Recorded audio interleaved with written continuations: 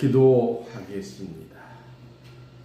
하나님 아버지, 저희를 이처럼 사랑하사 실로 성전에 모아주시고 하나님께 찬송과 영광과 감사를 올리도록 성령님께서 인도해 주시는 그 은혜에 뜨거운 감사를 올립니다.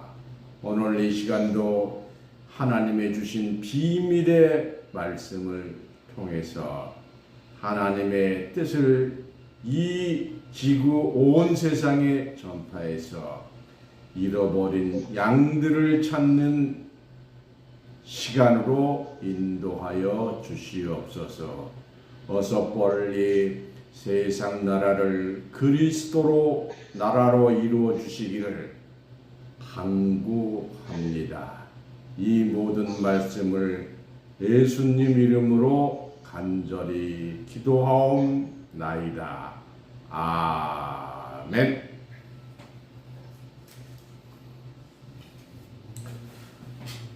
기본 4호 성탄별과 동방박사의 예물.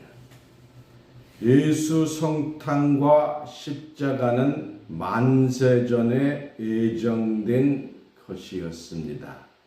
그러나 당시에 메시아를 기다렸던 율법사 바리새인들은 뱀들이었기 때문에 그들에게는 성탄의 메시지가 전해지지 아니하였습니다. 동방박사들이 본 별이 실상의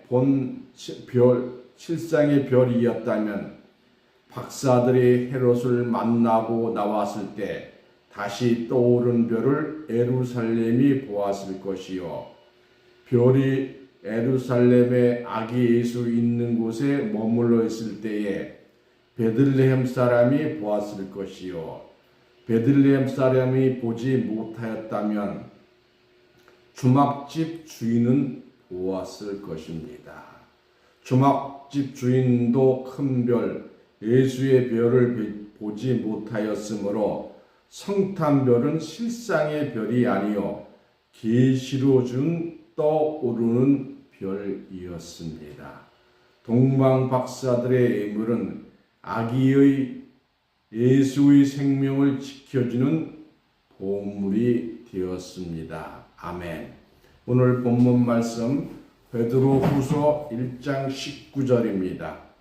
또 우리에게 더 확실한 예언이 있어 어두운 데 비치는 등불과 같으니 날이 새어 샛별이 너희 마음에 떠오르기까지 너희가 이것을 주의하는 것이 가하니라. 아멘.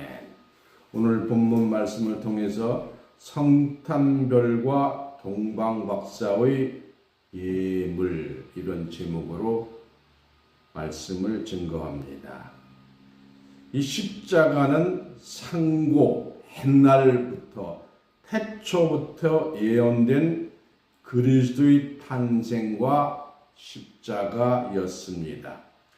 미가서 5장 2절입니다. 미가서 5장 2절. 베들레헴 에브라다야, 너는 유다 족속 중에 작을지라도 이스라엘을 다스릴 자가 네게서 네게로 나올 것이라. 그의 근본은 상고의 태초니라. 그래서 미가서의 예언이 되어 있었어요. 고린도전서 2장 6절에서 8절입니다. 고린도전서 2장 6절에서 8절.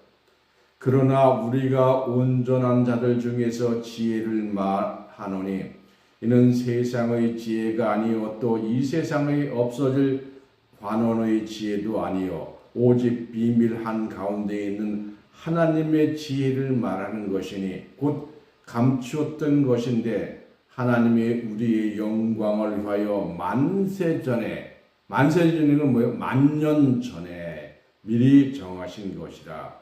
이 지혜는 이 시대의 관원이 하나도 알지 못하였나니 만일 알았다면 영광의 주를 십자가에 못 박지 아니 하였으리라 했어요.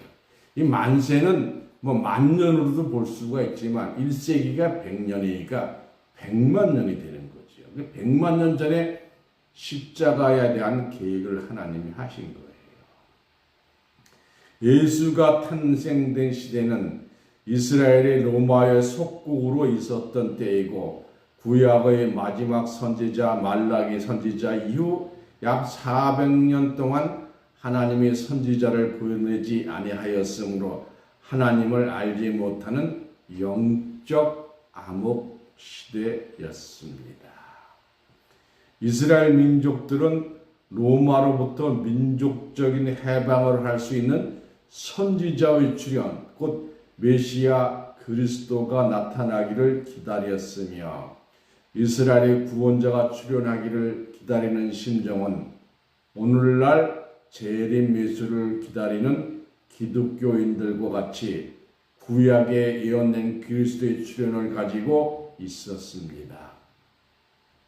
구약의 그리스도의 출현에 대해서 약 280개 이상의 예언이 되어 있어요. 유대인들은 작은 능력자만 출현하여도 당신이 그리스도가 아니냐고 문의를 하였습니다. 그러므로 세례 요한을 찾아간 당시의 제사장들과 레위인들은 세례 요한을 보고 당신이 그리스도가 아니냐고 질문을 하였던 것이지요. 이와 같이 가뭄의 메마른 땅이 비를 기다린 같이 목마른 사슴이 신의 물을 찾은 같이 그리스도 메시아를 기다리는 유대인들은 열심 있고 극렬하였으며 율법사와 제사장들은 성경을 목걸이하고 다니면서 암송하고 있었으나 실상으로 메시아 곧 그리스도가 베들레헴에 탄생했을 때에는 메시아를 기다리던 유대인들은 예수를 찾아와서 경배한 자가 한 명도 없으니 이는 하나님께서 그들에게 그리스도의 탄생을 전해줄 값어치가 없는 인간들이었으며 교정과 물질에 사로잡혀 하나님을 알지 못하는 뱀들이었기 때문에 그리스도 예수의 탄생을 알려주지 아니하였고 또한 유대인들은 예수의 탄생을 생각하지 못하고 상상할 수도 없는 흑암 시대에 살고 있었습니다. 바로 오늘 지금도 똑같아요. 뭐 예수 하지만 재림 하지만 예수의 이름 알아볼 수 있겠어요? 참 놀라운 사안이죠. 마치 모세 당시 요셉 이후 모세까지 약 430년 동안 하나님의 선지자를 보내지 아니하였으므로 이스라엘은 하나님의 선민인 것을 망각하고 선민이나 선택된 민족인 것을 망각하고 애굽의 종의 족속으로 전락하였으며 이스라엘을 구원하고자 하는 해방자 모세조차도 하나님의 이름을 알지 못하는 상태에 있으니 참으로 한심한 민족이었습니다. 제가 요새 이슬람 지역에 말씀을 보내고 있는데 거기서 기독교 믿는다는 건 거의 죽음을 내놓고 목숨을 내놓고 하는 거잖아요. 근데 성경 전혀 몰라요. 이는 이스라엘 민족이 하나님을 섬긴 것이 아니고 애굽은 세상이라지 각종 신들을 하나님이라고 섬겼기 때문에 지금도 마찬가지예요. 다 말은 하나님이에요. 근데 우상 섬기는 거예요. 하나님과는 너무나 거리가 먼 흑암 시대에 살고 있었던 것이지요. 이러한 때에 모세가 하나님의 이름으로 애굽에서 큰 별, 곧 구원의 빛으로 나타난 것 같이 또한 예수 당시 이스라엘은 참 선지자가 없는 깊은 흑암 시대에서 빛을 보지 못하고 어둠에 잠들고 있을 때에 빛의 아들 예수 그리스도를 이 땅에 보내신 것입니다. 그러나 4,000년의 깊은 겨울잠에 빠진 뱀들은 하나님의 아들이 탄생한 메시지를 받을 리가 없었던 것입니다. 지금도 마찬가지예요. 절대로 뱀들한테는 메시아 또 다른 보혜사의 메시지를 받을 수가 없어요. 보내질 않습니다. 아담 이래 죄와 사망의 권세 아래 수많은 선지자의 혈대와 육맥의 족보를 묻어둔 구약 성경 산맥 아래 4,000년의 흑암과 흑은 가운데서 질투와 공포의 신, 저주의 심판의 신으로 군림한 야훼의 신은 떠나가고 맑고 밝은 진리의 태양이 4,000년 세월의 흑암을 뚫고 힘차게 솟아올랐으니 이는 하나님과 인간 사이에 가로막힌 담벼락을 폭파하여 무너뜨리고 애굽의 종되었던 백성들을 하나님의 건속 곧 하나님의 자녀들에 되게 하기 위해서 미가 선지자의 예언대로 예수 그리스도를 유대 땅 작은 고을 베들레헴에 탄생하게 하신 것입니다. 이 베들레헴이 유다 지역이에요. 유다 족속들이 사는 지역. 뱀의 화신인 대제사장 율법사와 바리새인들은 죄의 깊은 잠에 빠져서 사치와 명예, 탐욕, 격권의 우상에게 경배함으로 이런 자들을 외면하고 하늘의 천사들은 들에서 양을 치는 이름 없는 목동들에게 하나님의 아들 그리스도가 탄생한 하늘의 메시지를 전하여 주었으니 이들은 성경을 연구하는 신학자도 아니요 제사장들도 아니었습니다. 다만 양을 치는 선한 목자들이었을 뿐입니다. 어린 양을 치고 있는 거짓 목자들보다 차라리 짐승양을 치고 있는 착하고 선한 참 목자들에게 아기 예수 탄생의 소식을 전하여 준 것입니다. 또 이때에 이름 없는 동방박사 세 사람은 이방인들로부터 하늘에 지시하는 별을 따라 고대의 작은 고을 베들레헴의 말 구위에 누인 아기 예수께 경배하고 황금과 유황과 몰약을 선물로 주었으니 이는 하나님께서 선민이라고 자처하는 이스라엘을 이미 버린 것이요 이방의 하나님이 되신 것을 입증하신 것이지요. 모세가 흑암의 시대요 예수의 초림 때가 흑암의 시대였음과 같이 예수 재림 때에는 밤에 도적같이 예수가 임하실 것을 성경을 데살로니가 5장 1절부터 3절에 말하고 있으니 이는 지금 이 시대가 모세나 예수 때와 같이 흑암 시대인 것을 알려준 것입니다. 메시아 탄생을 알아서 영접하여야 할 이스라엘 민족은 예수를 영접하지 못하고 동방박사 세 사람과 들에서 양치는 어린 목자들이 주 예수 탄생을 찬양하고 영접한 것입니다.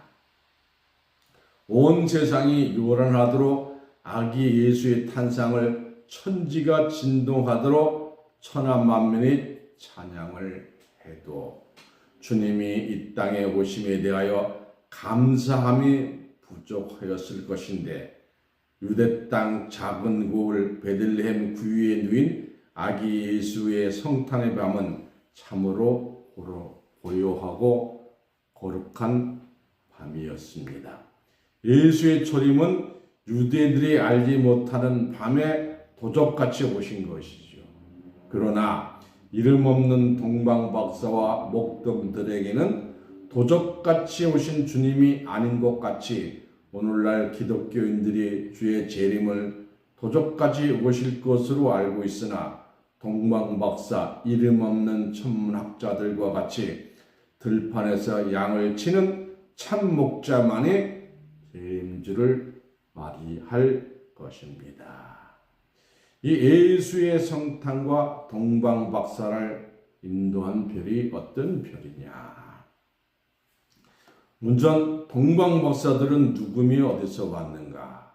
동방박사들은 동국, 곧 동쪽의 나라에서 온 자들입니다. 구세주의 탄생을 왜 선민 이스라엘에게 알리지 아니하고 점성학자들에게 먼저 알게 하였는가? 그들이 본 성탄의 별은 어떤 별이었기에 예루살렘까지 인도하였다가 없어지고 다시 나타나서 베들레헴으로 인도를 하였는가? 또한 선민 이스라엘의 종교 지도자들은 왜 성탄의 별을 보지 못하였으며 그들이 깊은 잠에 빠져 있을 때 이름 없는 빈들의 목자들에게 성탄의 소식을 알려 주었는가? 성경을 통하여 숨겨진 비밀을 깨달음으로써 다시 오시는 주님을 영접하는 자가 되어야 하겠습니다. 마태복음 2장 1절에서 3절입니다. 헤롯 왕 때에 예수께서 유대 베들레헴에 나심에 동방으로부터 박사들이 예루살렘에 이르러 말하되 유대인의 왕으로 나신 이가 어디 계시뇨? 우리가 동방에서 그의 별을 보고 그에게 경배하러 왔노라 하니 헤롯 왕과 온 예루살렘이 듣고 소동한지라. 이 말씀과 같이 동방에서 온 박사, 점성자들이에요. 이들이 동방에서 성탄의 별을 보고 예루살렘에 왔다고 하였으며 유대인으로 우리 왕으로 나신 이가 어디 계시냐고 하였을 때 헤롯 왕과 예루살렘이 듣고 소동하였다고 하였으니 이 얼마나 놀라운 사실입니까? 이는 마치 잔잔한 호수에 태풍이 불어 큰 파도가 일어남과 같이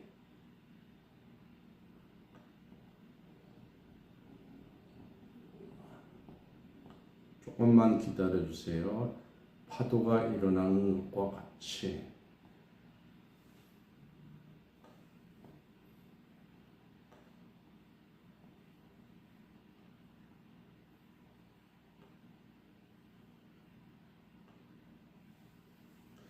뱀의 화신인 대제사장 율법사와 바리새인들은 죄의 깊은 잠에 빠져서 사치와 명예, 교권의 우상에 경배함으로써 이런 자들을 외면하고 하늘의 천사들은 들에서 양치는 이름 없는 목동들에게 하나님의 아들 그리스도가 탄생 메시지를 전해 준 것입니다.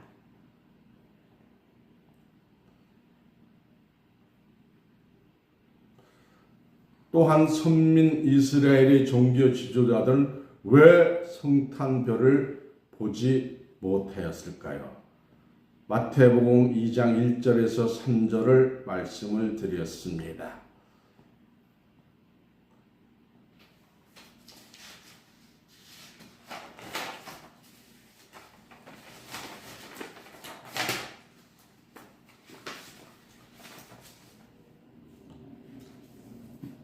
마태복음 2장 4절에서 8절을 보겠습니다. 마태복음 2장 4절에서 8절.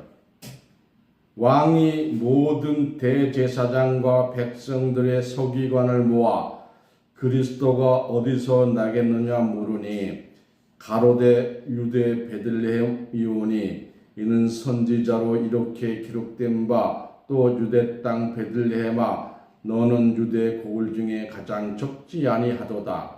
네게서 한 다스리는 자가 나와서 내 백성 이스라엘 목자가 되리라 하였음이니이다. 이에 헤롯이 가만히 박사들을 불러 별이 나타난 때를 자세히 묻고 베들레헴으로 보내어 이르되 가서 자기에 대하여 자세히 알아보고 찾거든 내게 고하여 나도 가서 경배하게 하라. 이렇게 헤롯이 동방 박사들한테 얘기를 했어요.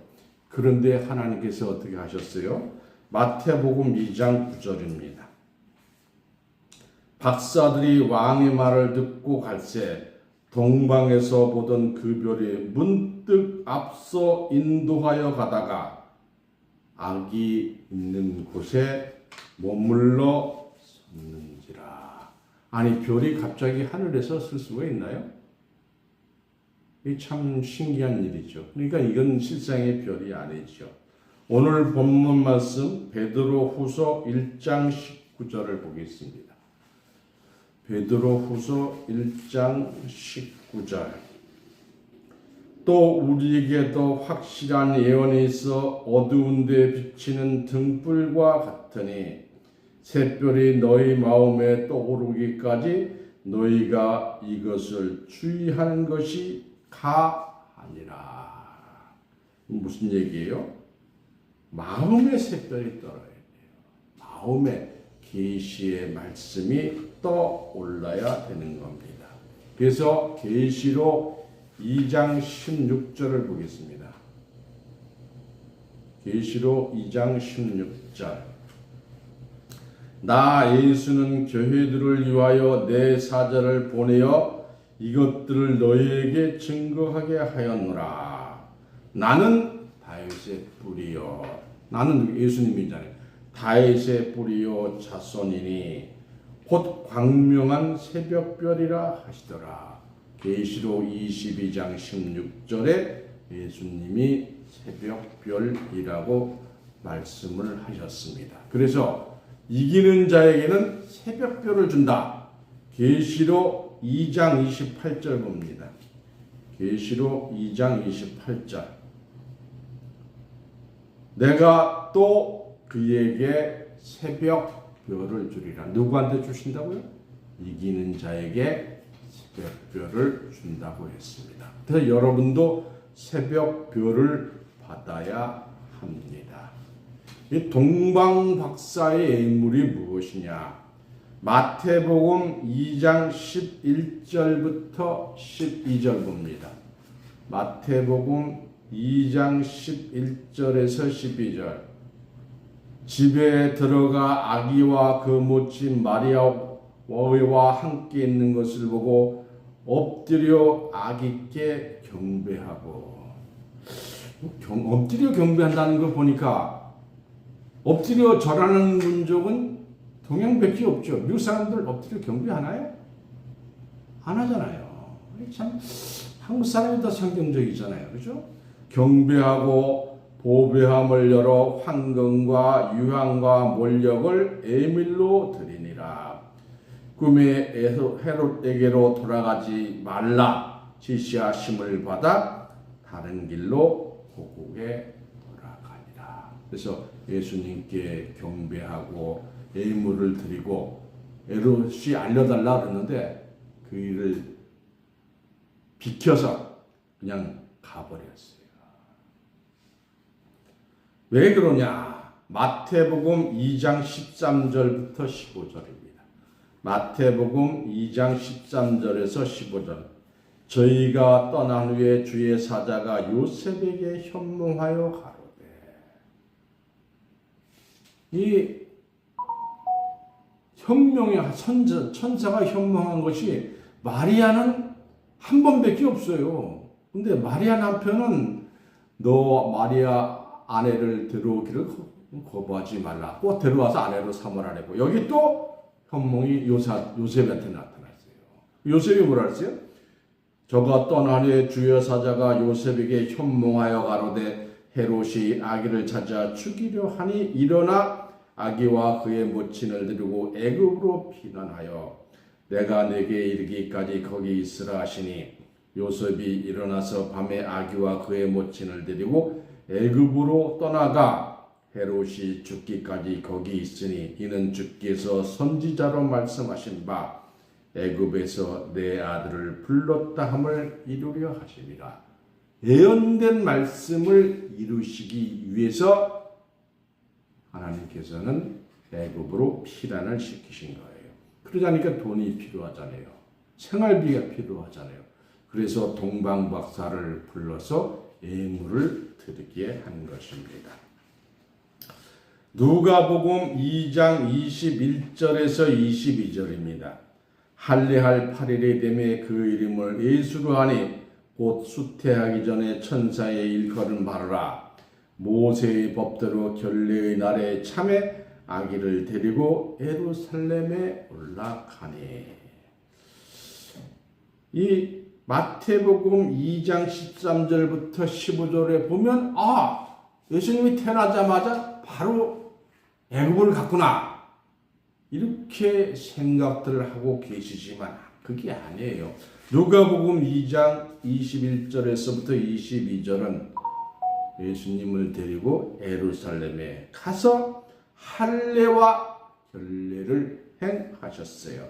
누가복음 2장 38절부터 40절입니다. 마침 이때에 나와 하나님께 감사하고 예루살렘의 구속됨을 바라는 모든 사람에게 이 아기에 대하여 말하느니라.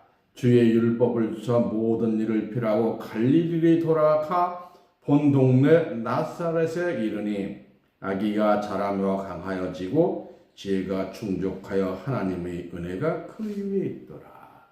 이것도 나사렛 예수라는 말씀을 하기 위해서 우선 예수님이 애굽으로 피난했다가 헤롯이 속으니까 다시 나사렛 예수를 불러서 나사렛 예수로 만드신 거예요.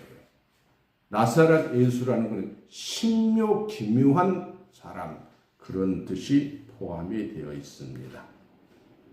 누가복음 2장 5절에서 7절입니다. 그 정혼한 마리아와 함께 호적하러 올라가니 마리아가 이미 잉태되었더라. 거기 있을 그때의 해산하를 차례 맏아들을 강보로 싸서. 누가복음 2장 7절에 예수님은 애아들이 아니고 맏아들로 오셨어요. 맏아들을 낳아 강보로 싸서 구유에 누웠으니 이는 사관이 있을 곳이 없음이더라. 이 언제든지 현금처럼 쓸 수 있던 동방박사의 예물인 황금, 유황, 몰약은 애굽으로의 피난과 피난 생활 중 아기 예수의 육신의 생명을 보존하는 귀한 예물이 되었습니다. 그러면 헤롯은 어떻게 했느냐? 마태복음 2장 15절에 헤롯이 죽기까지 거기 있었으니 이는 주께서 선지자로 말씀하신 바 애굽에서 내 아들을 불렀다 함을 이루려 하시니라. 예수님은 지금 애굽에 피난하고 계셨어요. 호세아 11장 1절에 이스라엘의 어렸을 때 내가 사랑하여 내 아들을 애굽에서 불러내었거늘. 예수님은 갈릴리에 살았어요. 근데 애굽 지방에 갈 일이 전혀 없었어요. 예루살렘에 갈 일도 없었고 또 이 베들레헴에 갈 일도 없었어요. 그러나 하나님께서 유다 총독을 통해서 호적을 하게 만들고 또 헤롯을 통해서 죽이려 하니까 요셉에게 현명해서 애굽으로 피난을 시키신 겁니다. 마태복음 2장 16절에서 18절입니다. 이에 헤롯이 박사들에게 속은 줄 알고 심히 노하여 사람들을 보내어 베들레헴과 그 모든 지경 안에 있는 사내 아이를 박사들에게 자세히 알아본 그때를 표준하여 2살부터 그 아래로 다 죽이니 이에 선지자 에레미야로 말씀하신가 라마에서 슬퍼하며 크게 통곡하는 소리가 들리니 라헬이 그 자식을 위하여 애곡하는 것이라. 그가 자식이 없으므로 위로받기를 거절하였도다 함이 이루었느니라. 근데 라헬은 자식이 있었어요. 통곡한 일도 없어요. 그래서 에레미야 31장 15절에서 17절을 보겠습니다. 에레미야 31장 15절에서 17절. 나 여호와가 이같이 말하노라. 라마에서 슬퍼하여 통곡하는 소리가 들리니 라헬이 그 자식을 위하여 애곡하는 것이라. 그가 자식이 없으므로 위로받기를 거절하는도다. 나 여호와가 이같이 말하노라. 내 소리를 금하여 울지 말며 내 눈을 금하여 눈물을 흘리지 말라. 내일의 갚음이 받을 것인즉 그들이 대적의 땅에서 돌아오리라. 여호와의 말이니라. 나 여호와가 말하노라. 너의 최후의 소망이 있을 것이다. 너의 자녀가 자기들의 경내로 돌아오리라. 아니 뭐 다 죽었는데 어떻게 들어와요? 좀 어머니 뱃속에 들어갔다 다시 나옵니까? 그게 아니죠. 다시 하나님께서는 하나님의 경내에 소생 부활하는 축복을 주실 줄로 믿습니다. 왜냐? 예수님을 대신해서 예수님을 살리기 위해서 순교자가 되었기 때문입니다. 이 예수의 할례와 결례, 마리아의 결례를 알아보겠습니다.